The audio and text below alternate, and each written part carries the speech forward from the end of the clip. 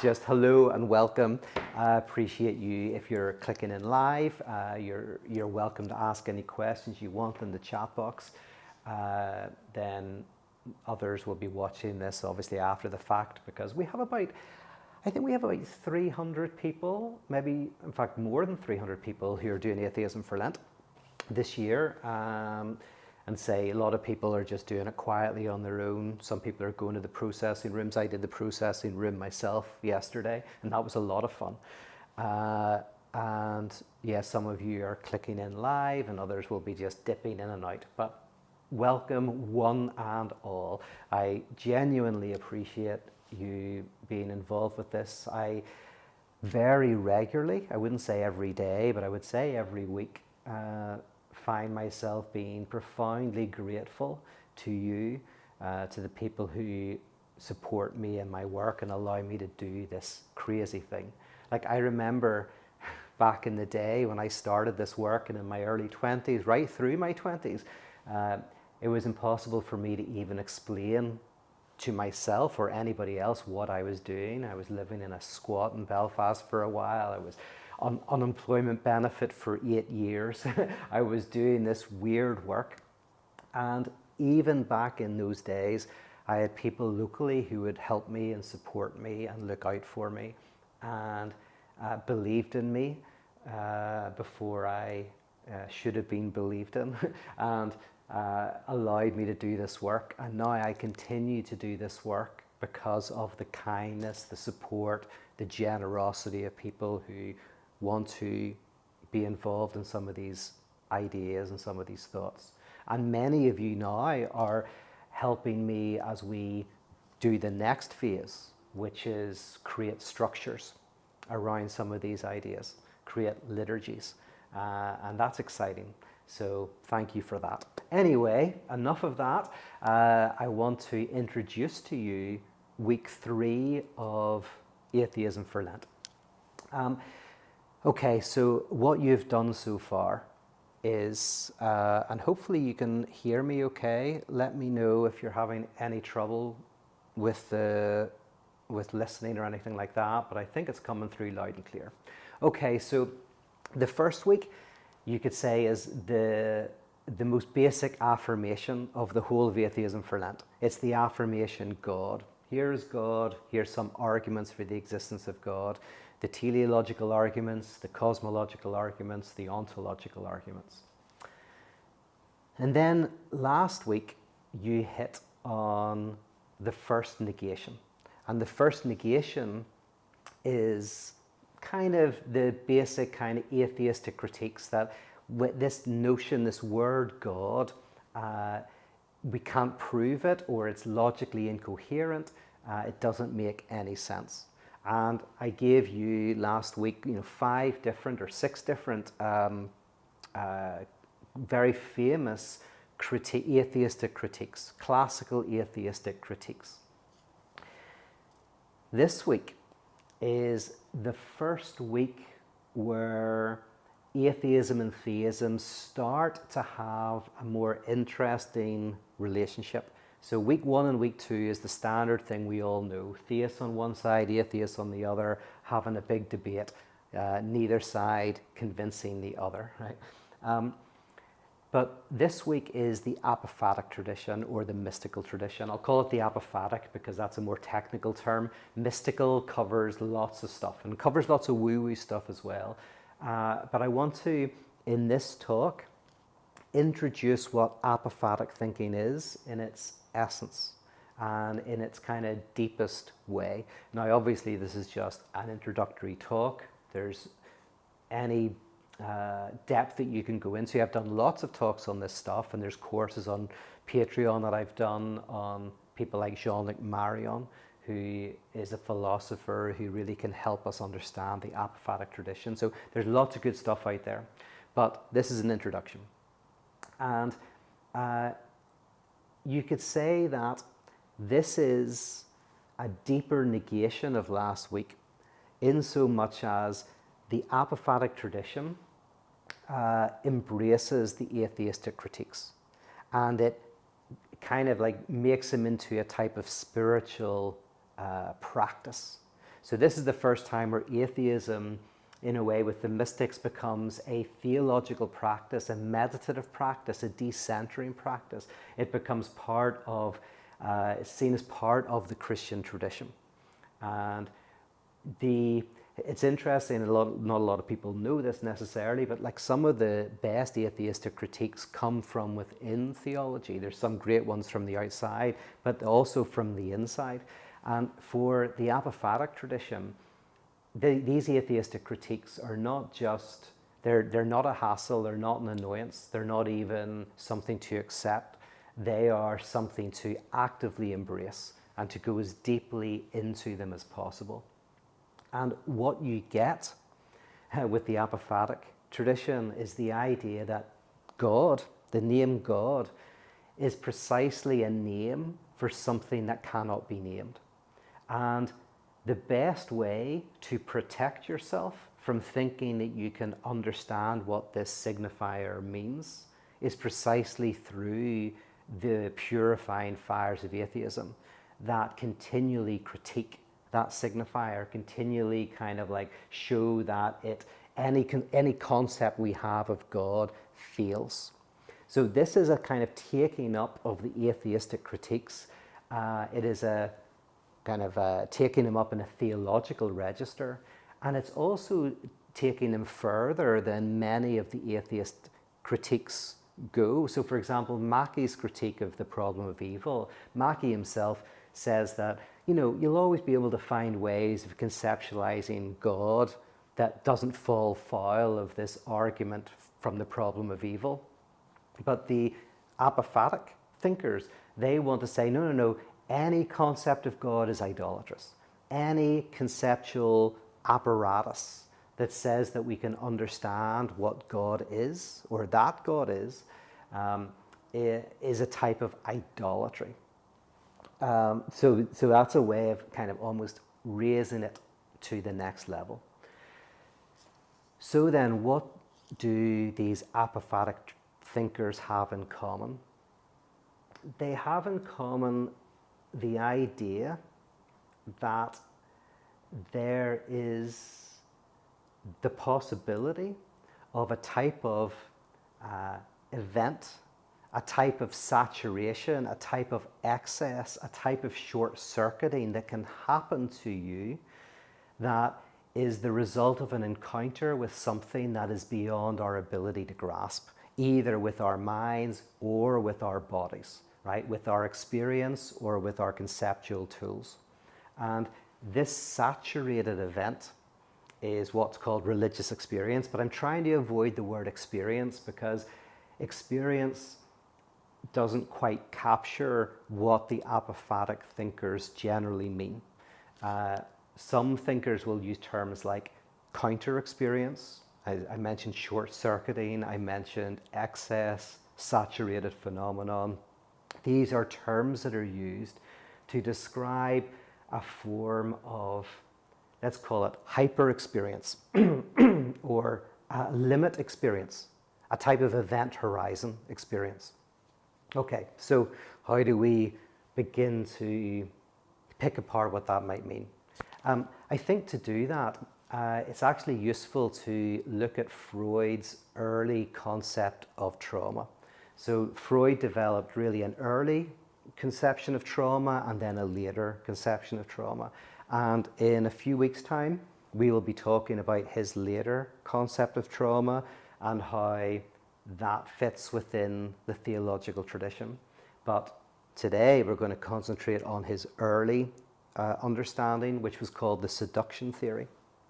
And this seduction theory is actually very connected to the apophatic tradition. So the seduction theory was basically the idea that the infant who does not have like a strong conceptual set of tools and is also experiencing the world in quite a chaotic way, events happen to them around either, it can be physical, it can be sexual, it can be not even anything that's like darkly abusive, but something that cannot be understood, something that is overwhelming. right? So the child encounters something overwhelming. They cannot put it into language. They can't grasp it in their experience. And so it exists as a type of real, an event that has an effect, but that cannot be symbolized, cannot be said. And in this seduction theory, then as adults, we carry these unspoken events within us.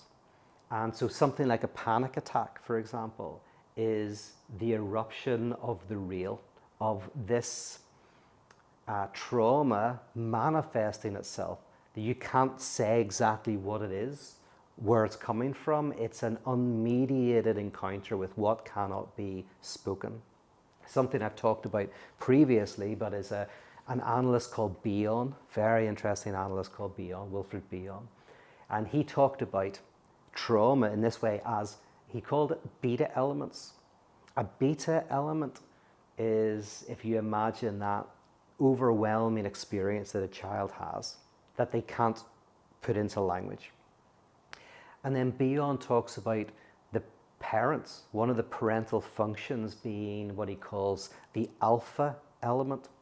What he means by the alpha element is what, say, the mother does is when the infant experiences something that overwhelms them and they act out and they freak out, the mother soothes the child and helps to put it into words. They speak to the child. They talk to the child and basically then give alpha elements to this beta experience. And so Bion calls this the alphabeticizing of experience, right? So you alphabeticize, which means you put into language something that you cannot speak.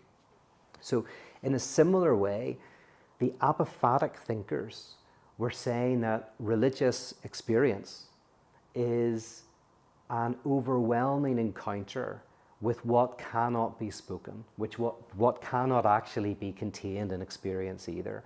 That's what is contained in the name God. So in this week 3, you kind of have an affirmation of week 1 and an affirmation of week 2. It takes both of those up and it says, yes, we can speak of God precisely as that which we cannot speak.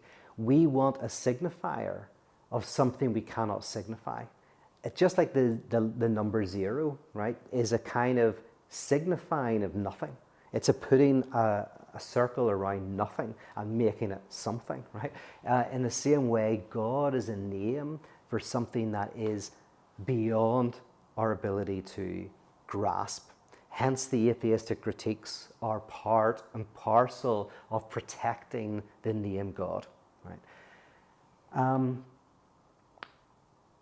And so you could say that in the same way that the parent alphabeticizes the trauma of the child, the cosmological trauma of religious experience, right? The trauma of being overwhelmed by a reality that cannot be symbolized, then religion is the alphabeticizing of that cosmic trauma.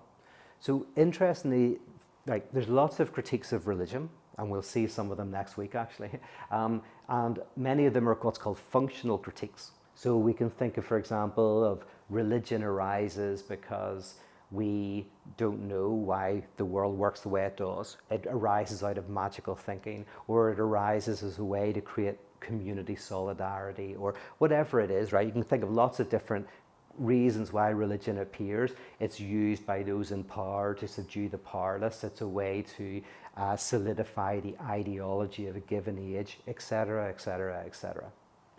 But for the mystics, all of that can be true. Religion is a human thing.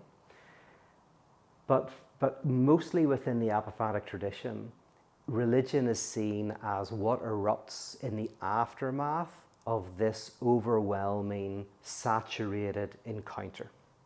And so religion attempts to kind of basically protect you and digest the trauma, the cosmic trauma of God. And it does that through hymns and through sermons and through parables, but none of them, just like for Freud, you can't, and for Bion, you can't fully alphabeticize the trauma. Bion uses the letter O to signify the unspeakable kernel that remains, right? So there's an unspeakable kernel that remains that can never be alphabeticized.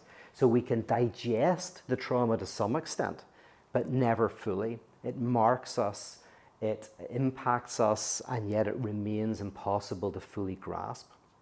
We almost have to find a way to protect ourselves from it, but not completely.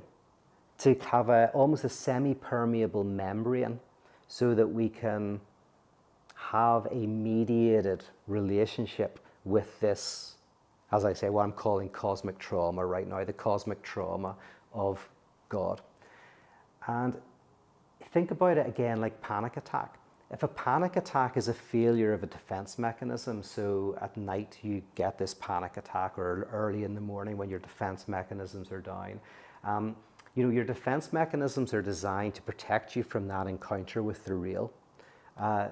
But the problem is defense mechanisms can become too strong, too rigid, right? So there's this interesting thing in analysis where you're trying to open yourself up to that kernel without it overwhelming you, like with a panic attack. So in a similar way, what religion is doing is trying to protect you from the cosmic trauma that is God, without full protection, creating a semi-permeable membrane where through the hymns and the sermons and the parables, you can protect yourself from the unmediated face of the absolute while having some sort of relation with it.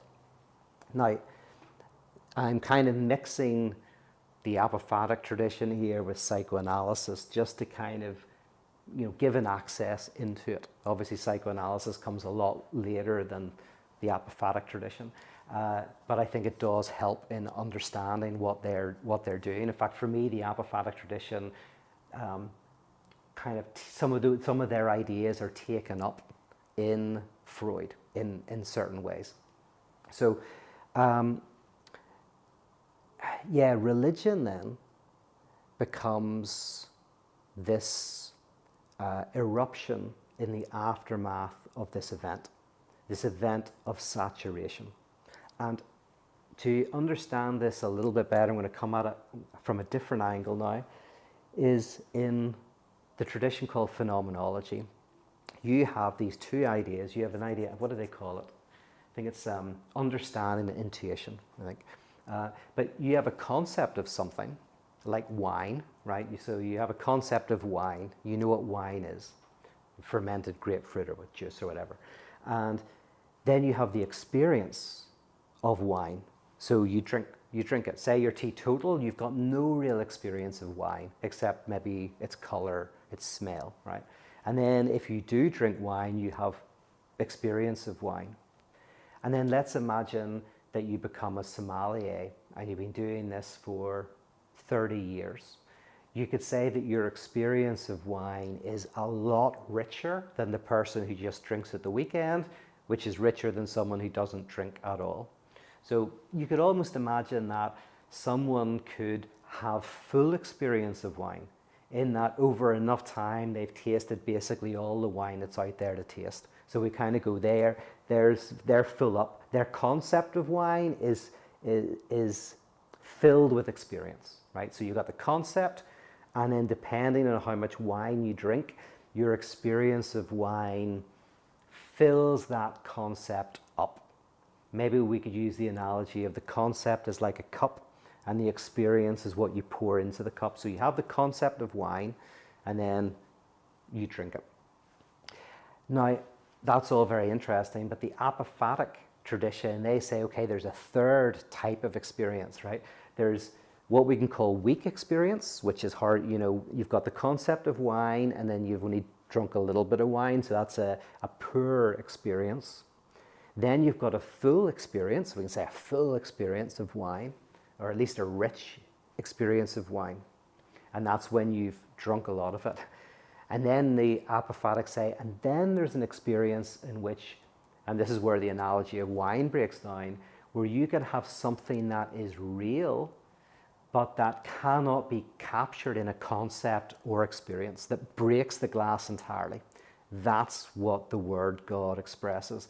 It expresses a reality that is impossible to be contained by concept and experience. And it erupts in a very particular type of event. And what you're going to encounter this week in the various thinkers is how that looks, right? How that looks, that experience of being overwhelmed.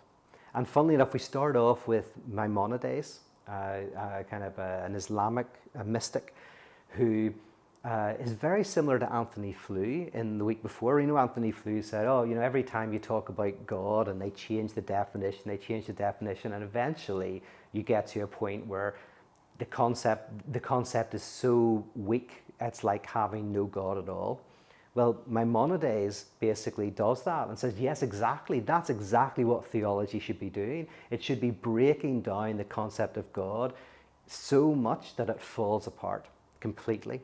And actually, one of the critiques of liberal theology is that it basically always makes God into like valuing the human values and basically just kind of a reflection of society and societal values. And a lot of the apophatic thinkers are going, right, what you've got to do is precisely deconstruct it. So you start with Maimonides this week, and you'll see how he did that in the medieval period. You also have, who else have you got? The Cloud of Unknowing, which is a little very small excerpt from that text, a mystical text about loving what you cannot understand. You have Hildegard Bingham, which is you have a hymn of hers. But each of these are kind of testifying. And Pascal, who had this experience called the Night of Fire, he wrote this experience of being saturated on a piece of paper and then sewed it into the inner lining of his jacket and carried it with him everywhere until he died. So that's what you will be reading this week as well. All of these are testimonies to this cosmic trauma that is overwhelming, that is a pleasurable suffering, what is today called jouissance, this overwhelming pleasure and pain. That is the mark of being overwhelmed. Now, because of this, the mystics are never arguing, they're never doing apologetics, because they're basically saying, well, you either have experienced this or not, right? It's something maybe that you can testify to in your life, or you can't. But it's not something you can argue for, and of course, by definition, any argument for God is an argument against God. It's an idolatry that has to be rejected. And you're going to get Meister Eckhart, who is probably the greatest of the apophatic tradition. And in a very famous sermon that I think you'll be reading this week, there's a couple of sermons I could have given you, but I think I've given you the one where he says, may God rid me of God, where he has this prayer in which you have to continually pray to not create idols out of God. So you need to constantly forsake God for the name of God. Something you also see in the work of other people like Dietrich Bonhoeffer. And this type of radical negation can be called denomination.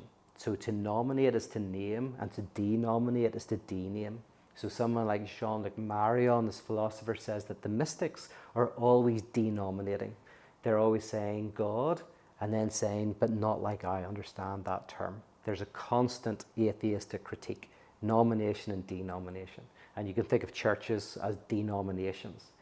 The places precisely where the absolute is denamed, is protected from being named. Now that's not why they're called denominations, but you can, it's a good way to remember this. Okay, so is there anything else I would like to say about that?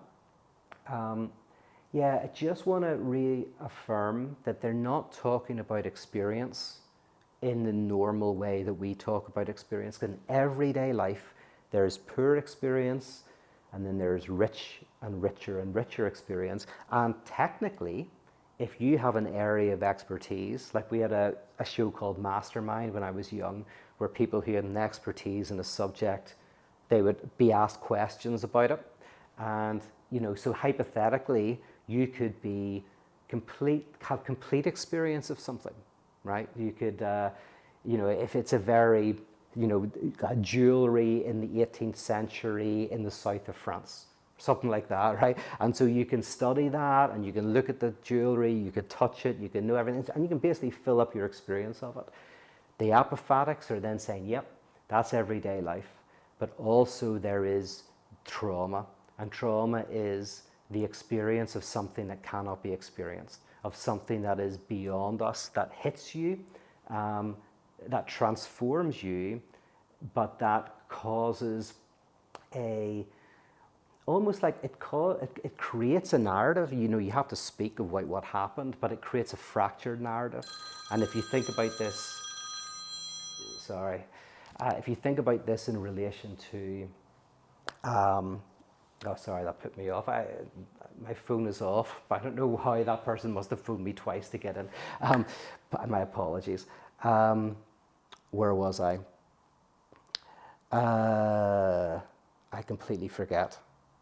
The apophatic tradition, the overwhelming experience.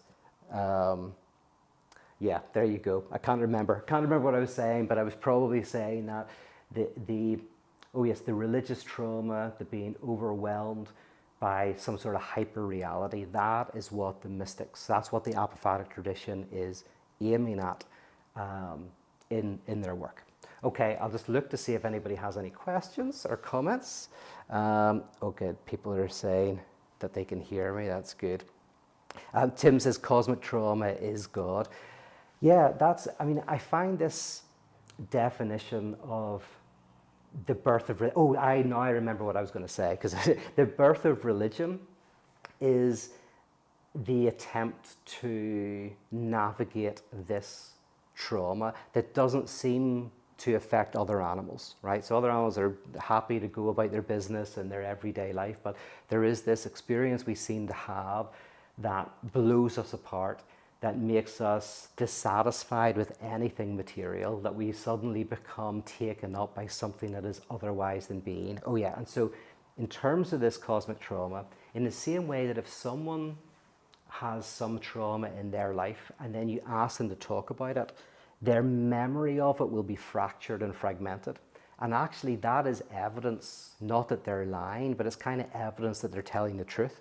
Because if you concoct a very tight story about a traumatic event, that's not how trauma is remembered.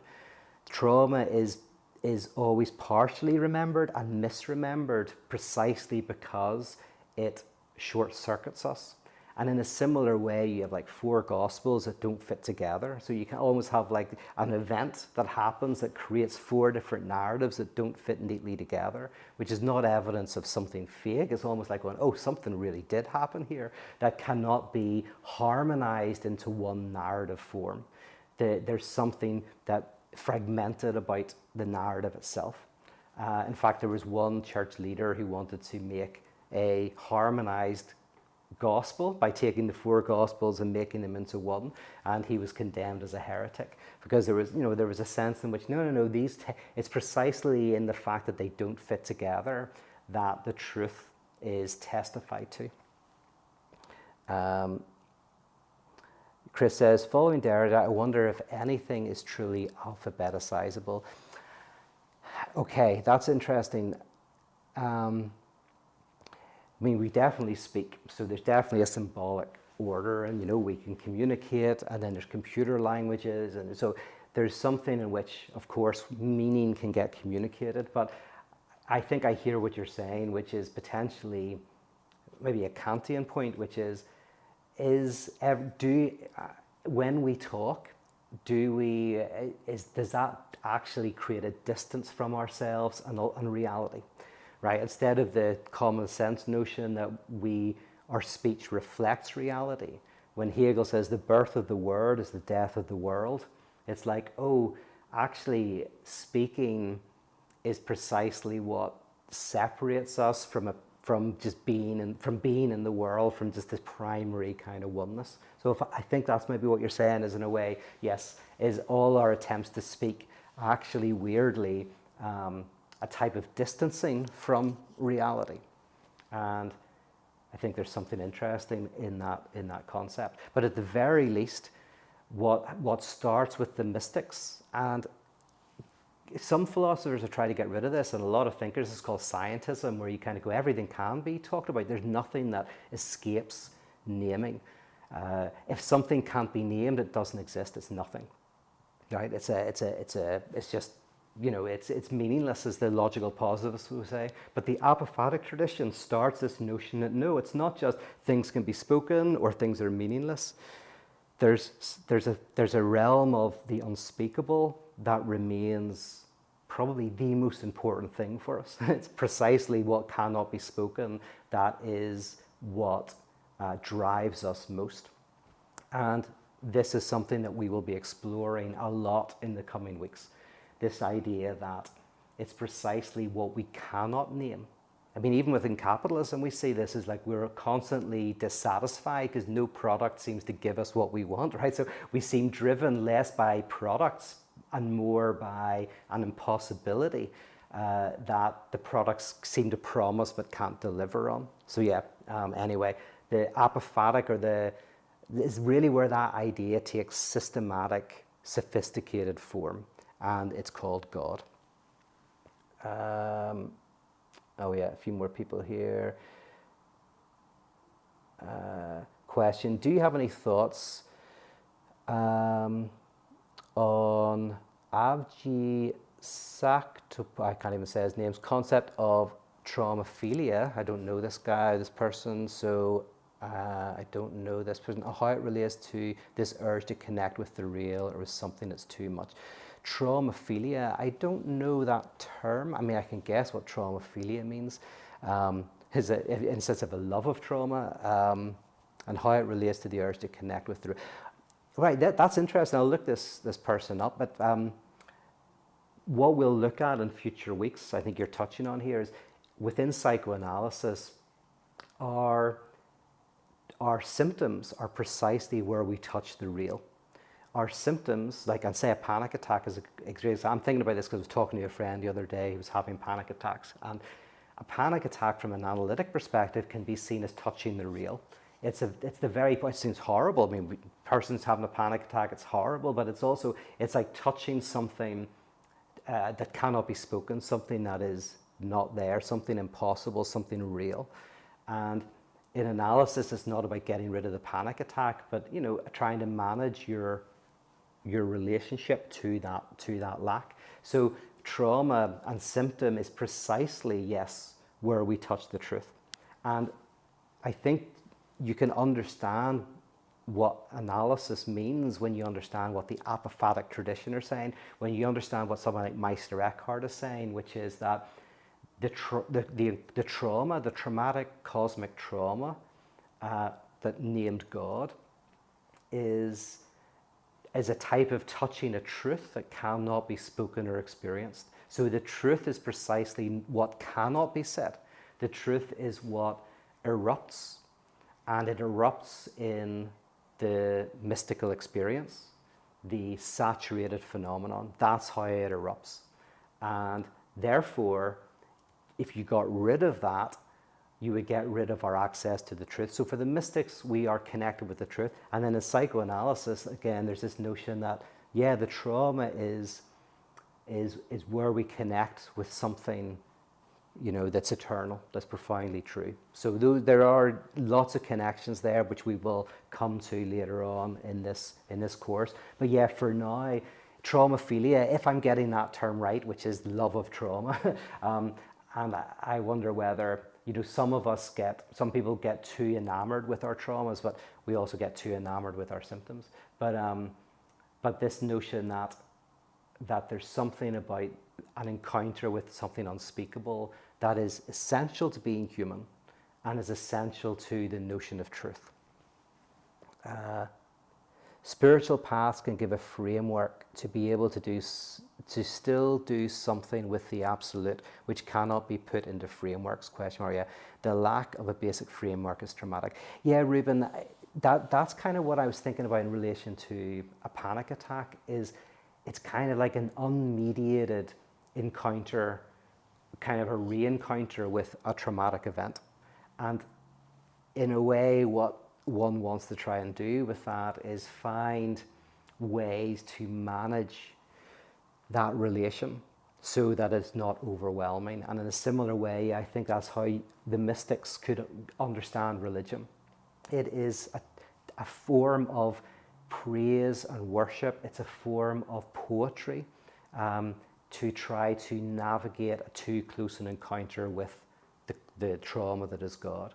And that fits with some stuff you get in the Bible about you can't see the face of God and live, and you need to see the face of God in a veiled way, that there's something psychotic about too close an encounter, something that the film, Aronofsky's film Noah gets into, the psychotic encounter Noah has with God,